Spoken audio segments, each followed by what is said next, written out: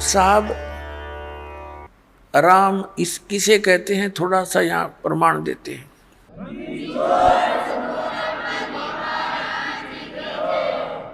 जैसे एक तहसीलदार है, उसको भी साहब कहते हैं, और एसडीएम को भी साहब कहते हैं, और डीसी को भी साहब बोलते हैं, कमिश्नर भी साहब कहलाता है, मंत्री जी को भी साहब कहते हैं, मुख्यमंत्री जी को भी साहब कहते हैं, और प्रधानमंत्री जी को भी साहब कहते हैं, राष्ट्रपति जी को भी साहब कहते हैं। ये सभी साहब से ही जाने जाते हैं, लेकिन इन साहबों की शक्ति में दिन और रात का अंतर होता है।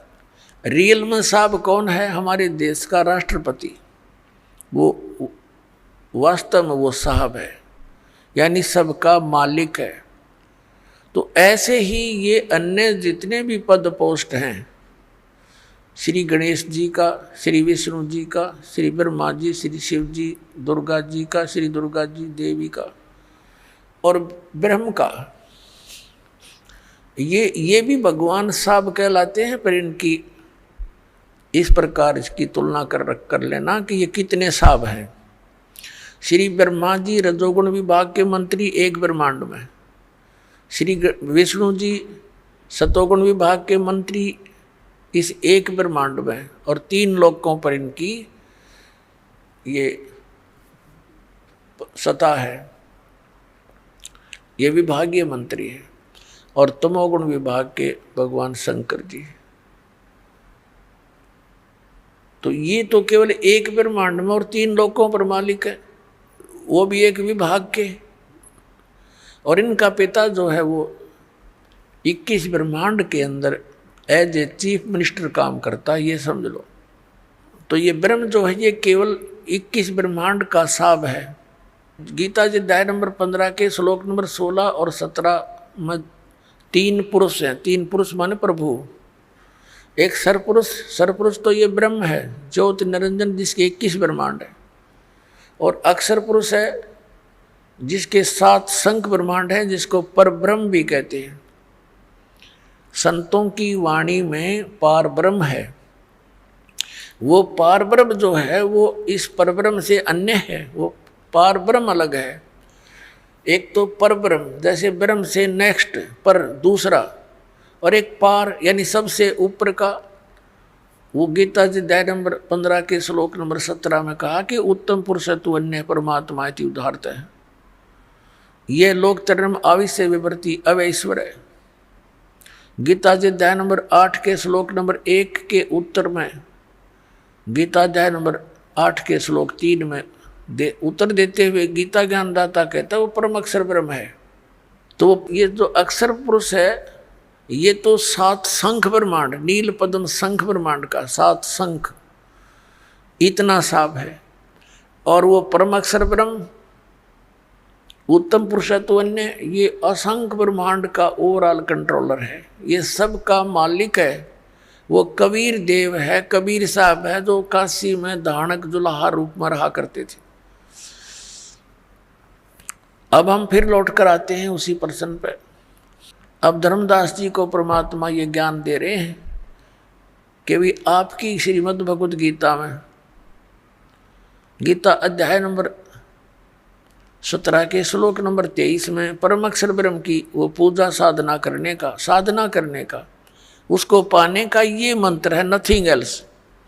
तो श्रीमद् भगवद गीता जी में ना तो हरे राम हरे कृष्ण राधे राधे श्याम मिला दे, ना सीताराम, और ना ही ओम नमः शिवाय, ना ओम भगवते वासुदेव नमः। ये मंत्र लाए कहाँ से आप? ये मंत्र कहाँ से लाए आप? गीता जी अध्याय नंबर 16 के श्लोक नंबर 23 में आपकी गीता जी में लिखा है कि शास्त्र विधि को त्याग कर जो मनमाना आचरण करते हैं, ना उनकी गति होती है, ना उनको सुख होता है, ना कोई सिद्धि प्राप्त होती है। तो यूजलेस, क्या फायदा डले डोने का। अब धर्मदास जी ने सारा कुछ सुन लिया, तो परमात्मा बता रहे हैं कि 8वें अध्याय के 8, 9, 10 में गीता ज्ञानदाता कहता है कि उन श्लोकों में कहा कि उस परमात्मा की भक्ति करेगा उसको प्राप्त होगा। उसका मंत्र बता दिया 17 में जाके 23वें श्लोक में कि ये मंत्र है। इसके अतिरिक्त जो भी आप जाप करते हो, इति निर्देश है, फाइनल फैसला आपकी गीता जी में ओम तत्सत इति निर्देश है। निर्देश है माने डायरेक्शन, बाय ऑर्डर, इसके अतिरिक्त कोई मंत्र नहीं। और तुम कहोगे कि ये पुराणों में लिखा है, फलाना लिखा है, तो पुराण अलग चीज है। पुराण किसी ऋषि और इस ब्रह्मा के सत्र की है, और गीता और वेद जो है ये गॉड गिवन ग्रंथ है, ये परमात्मा का विधान है। और पुराणों के अंदर जो आदेश है किसी अन्य ऋषि और इस ब्रह्मा विष्णु महेश के सत्र का है, ये भगवान नहीं है। ये विधान नहीं बता सकते, परमात्मा का चेंज नहीं कर सकते। बता सकते हैं अगर वेदों के अनुसार बताते हैं तो कोई दिक्कत नहीं, कोई बताओ, और गीता के अनुसार बताते हैं। जैसे हम वेदों और गीता को छोड़कर पुराणों के आधार से भक्ति करते हैं तो किसी ऋषि के आदेश का पालन कर लिया हमने, और वो आदेश यदि वेद विरुद्ध है तो वो अपराध है। जैसे एक मित्र था किसी व्यक्ति का, दरोगा जी SHO, और उसका कोई पड़ोसी उसने तंग घना करे था। उसने अपने मित्र SHO से कहा कि ऐसे ऐसे एक व्यक्ति मुझे बहुत तंग करता है, कुछ समाधान बता। उसके मित्र SHO ने कहा कि तुम मार लठ उसका, मैं आप देख लूँगा। उसने गढ़ दे। अब उसने आंगा पा गया, आदेश मान लिया उसका, अपने मित्र SHO का, अपने पड़ोसी के साथ झगड़ा कर लिया। झगड़े में उसका कान पर लठ लग गया, मर गया उसका पड़ोसी। अब वहाँ का प्रभारी था वही SHO, वो लिया पकड़ के अपने उस मित्र को, क्योंकि उस नालायक ने अपने एक मित्र अधिकारी की आज्ञा का पालन करके राजा का विधान तोड़ दिया। राजा का विधान था कि यदि कोई किसी की मृत्यु हत्या करेगा तो उसको सजा मौत मिलेगी। अब उस राजा के विधान के टूट जाने से, अपने मित्र की आज्ञा का पालन करने से उसको सजा मौत होगी। तो परमात्मा कहते हैं कि कबीर साहेब के आप जी उन वेदों और गीता के अतिरिक्त कोई और अन्य साधना करते हो तो वो आदेश भगवान का नहीं, विधान नहीं मालिक का।